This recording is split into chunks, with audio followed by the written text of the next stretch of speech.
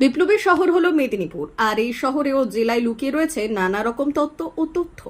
এর সঙ্গে বহু পুরনো বিপ্লবীদের জন্মভিটে রয়েছে এই জেলা শহরে। তবে বর্তমান যুগে সেই সব পুরনো নথি ও কাগজপত্র হারিয়ে যাচ্ছে সংরক্ষণের অভাবে। তবে এবার সরকারিভাবে নতুন করে উদ্যোগ নিল সরকারি দপ্তর।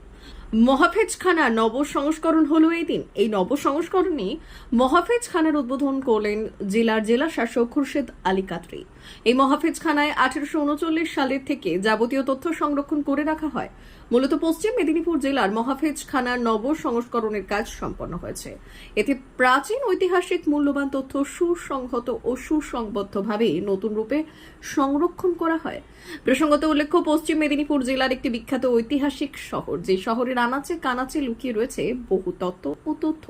তবে এর আগে পুরনো বিল্ডিং এর সংরক্ষণের অভাবে বহু সমস্যা হতো এই মহাফেজখানায়, যার ফলে এই তথ্য খুঁজতে গিয়ে অসুবিধার সম্মুখীন হতো এখানকার কর্মীরা।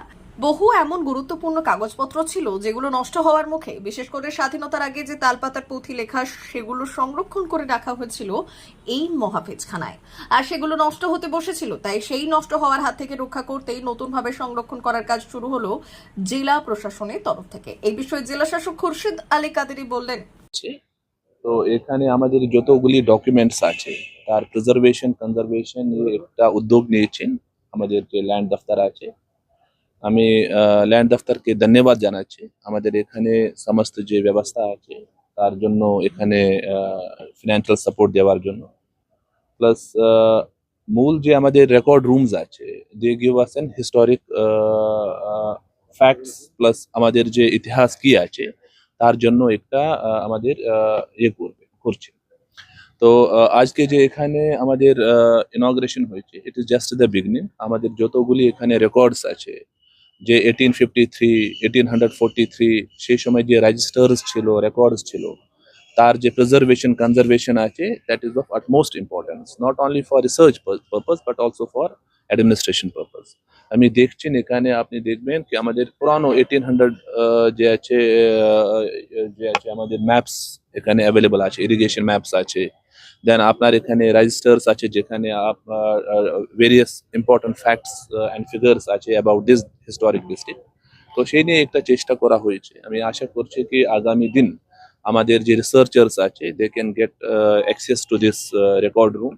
প্লাস যদি রিসার্চ নিয়ে ঠিক আছে এখানে কিছু ডকুমেন্টস লাগবে, they will get the access, plus they will get this facility available for them. হ্যাঁ, আরো আমাদের প্ল্যানিং আছে, বিকজ এখানে আরো এর থেকে বেশি আমাদের কিছু ডকুমেন্টস আছে। তার জন্য এখন যে আছে টিম অলরেডি গঠন করা হয়েছিল কি এই সমস্ত ডকুমেন্টস আমাকে উদ্ধার করতে হবে, প্লাস প্রিজার্ভেশন নিয়ে আমাদের ভাবতে হবে।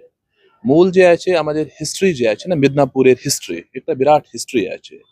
যদি আগামী দিন কেউ ডকুমেন্ট করতে চান, this is a very important facility. ঠিক আছে, এখানে আসবে, এখানে যে আছে রিসার্চ করবে, গবেষণা করবে। প্লাস আমাদের লাস্ট টাইম যে আছে কি অ্যাডমিনিস্ট্রেটিভ এন্ড গভর্নেন্স কি রকম ছিল, এখন কি অ্যাডমিনিস্ট্রেশন এন্ড গভর্নেন্স আছে। তো এই সমস্ত নিয়ে জিনিস নিয়ে আমাদের খুবই ইম্পর্টেন্ট একটা স্টেপ আছে। তার জন্য সাধারণের জন্য খুলে দেওয়া হবে। যে স্টুডেন্টস আছে, কলেজ গোয়ার্স আছে, হু আর ভেরি ইন্টারেস্টেড, ঠিক আছে, they can come, they can have an access to this documents under proper protocol. কিন্তু মূল যে আমাদের এই ছিল কি যে রিসার্চার্স আছে, স্টুডেন্টস আছে, they should know the history of Midnapore. It has a huge and long history.